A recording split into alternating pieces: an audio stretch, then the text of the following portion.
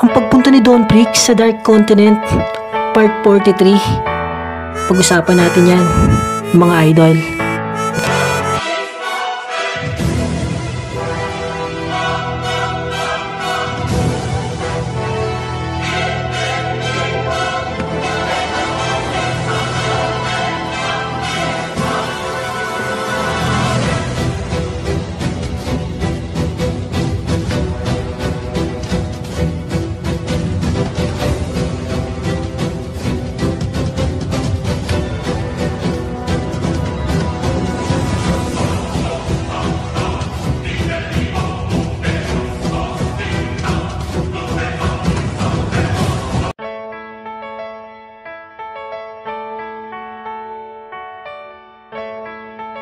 At ngayong araw nga mga Lodi, tatalakayin na natin ang bagong kabanata sa paglalakbay ni Don sa madilim na kontinente. Pero bago ko nga umpisahan, lilinawin ko lang na hindi pa po ito official at ito ay isang fanfiction lamang na isinulat ni Boy Anime para sa mga Hunter fan na patuloy nagmamahal ng Hunter x Hunter anime. At kung malino na sa lahat, tara na, umpisahan na natin to.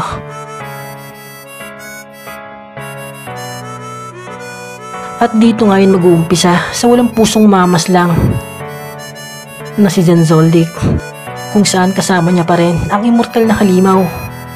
At sabi nga ng assassin na gusto ko talagang makita ang taong yan, dahil alam kong kakaiba siya.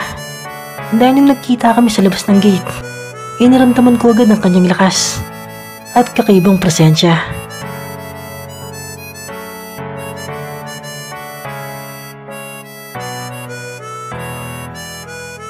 Kaya hanapin ko ang taong yan at lalabanan ko siya hanggang kamatayan.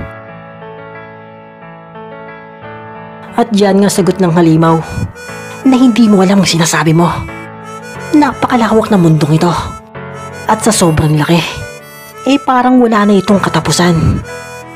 At kung sila nga daw na mga halimaw hindi kayang libutin ang mundong ito, mas imposible daw sa isang tao na libutin ang mundo ng Dark Continent.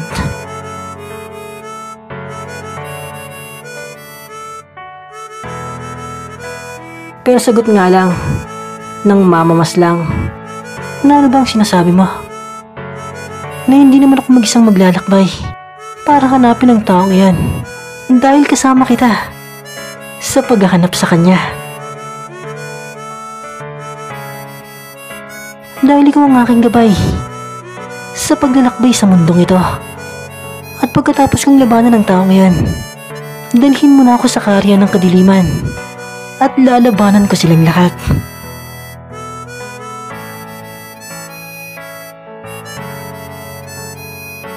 At diyan nga sagot ng immortal na nilalang na ayoko. Bahala ka na sa buhay mo. Maglakbay ka mag-isa. Sinabi ko na sa'yo na huwag mo na akong isama sa kabaliwan mo, dahil ayokong maranasan ang walang katapusang pagdurusa sa kamay ng mga kataas-taasan.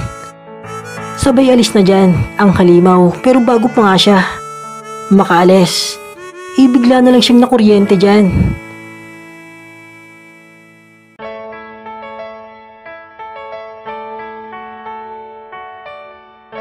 At sabi ni Zen Zoldyck sa kanya na hindi kita kayang patayan dahil isa kang immortal na nilalang. Pero kayang-kaya kitang pahirapan habang buhay.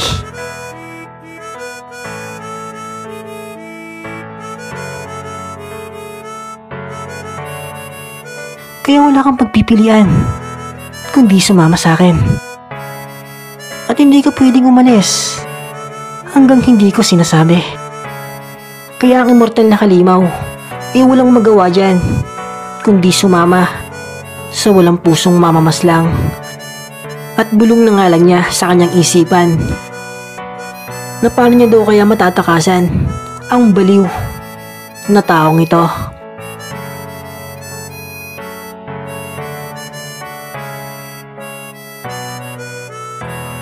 At pagkatapos nga niyan, balik na ang scene kina Don Prix.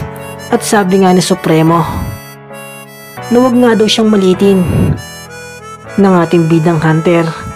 Pero sagot nga ni Don Prix na hindi naman kita minamalit.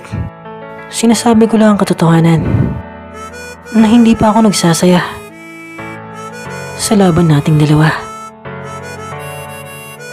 At totoo rin, nadismayado ako sa pinapakita mo dahil mataas ang expectation ko sa'yo. Napasisiyain mo ako. Pero nagkamali pala ako dahil ang dating sugo sa nakaraan walang pag-asang manalo sa lakas na tinataglay ko ngayon.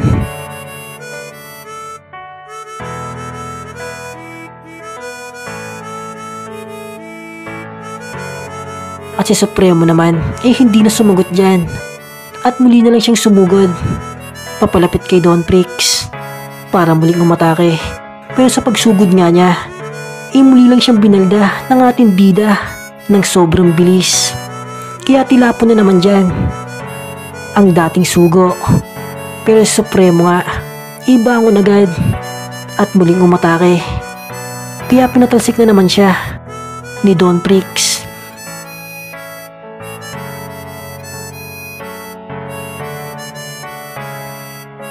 Pero ang dating sugo muling bumabangon para muling umatake. Kaya patuloy din siyang tumitilapon sa bawat sugod niya. At sa muli nga niyang pag-atake, ibinanata na siya ng ating bida ng sunod-sunod na atake. Kaya bugbog sarado na dyan si Supremo.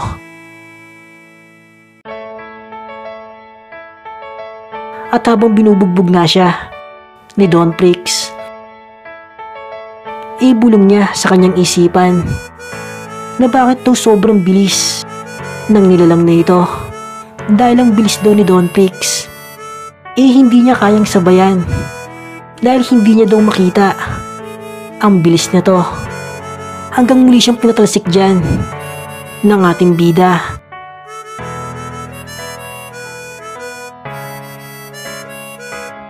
Pero sa muling pagkakataon, bumangon pa rin ang dating sugo. At sabi niya na hindi nga daw siya magpapatalo.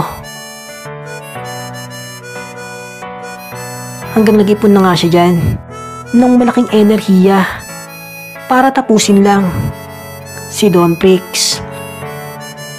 Pero bago niya pa yan, may patama sa ating bida. Sa isang iglap, sinunggaban na siya ni Don Prix ng sobrang bilis.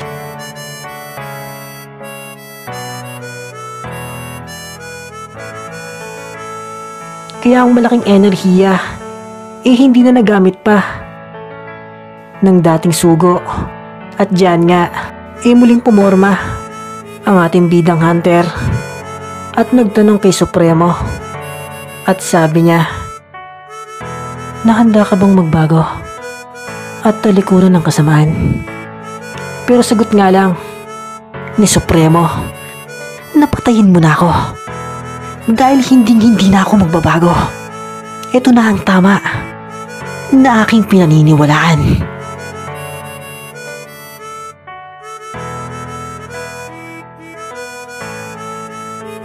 At dagdag niya pa na kung bubuhayin mo pa ako, magsisisi kayong lahat dahil sasabihin ko sa hari ang lahat ng aking nalaman.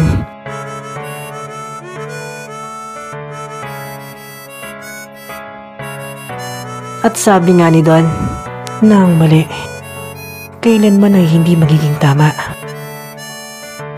At ang pagkakamali ay hindi may tatama ng isa pang pagkakamali.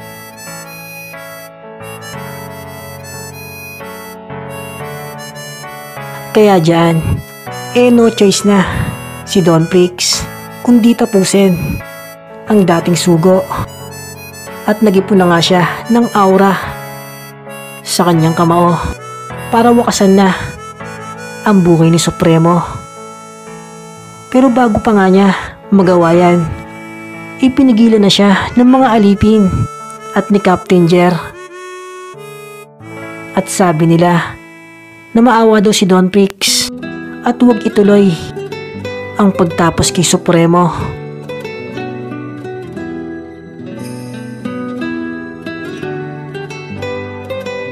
Kaya ang dating sugo nagulat dyan dahil sa kabutihan at pagmamalasakit sa kanya ng kanyang dating mga kaibigan. At sabi niya na halos patayin na nga daw niya ang kanyang dating mga kasamahan. Pero bakit daw ang kanyang kasamaan sinusuklian pa ng mga ito ng kabutihan?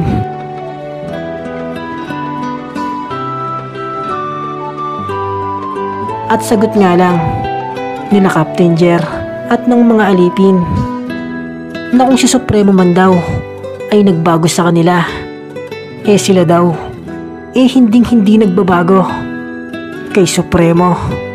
At ito daw ay kanila pa rin itinuturing na pinuno at kaibigan. At diyan nga inabuksan ang kaisipan ni Supremo at pinagsisihan niya ang lahat ng kanyang kasamaan. At sana daw mapatawad siya ng lahat at ng kanyang dating mga kaibigan. At diyan nga muli siyang tinanggap ng kanyang dating mga kasamaan. At ang ating bida naman ngumiti na at sabi niya na magtulong tayong dalawa, Supremo. Ituloy natin at tapusin ang naputol mong misyon. Dahil kung magtutulong-tulong tayong lahat, mas mataas ang chance na makita natin ang liwanag sa madilim na mundong ito.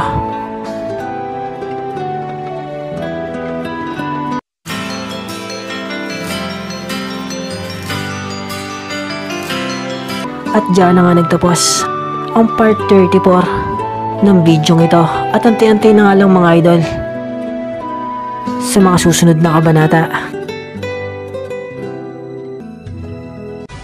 At bago nga tayo magtapos mga idol, sana huwag niyo kakalimutan mag-like dahil napakalaking tulong yan para sa ating channel. At kung meron naman kayong opinyon, i-comment nyo na lang yan sa ating comment section para malaman din namin ang inyong mga opinyon. At kung may bago naman dyan, sana huwag nyo kakalimutan mag-subscribe and click the bell icon para hindi ka nahuhuli sa mga latest uploads natin. Yun, salamat!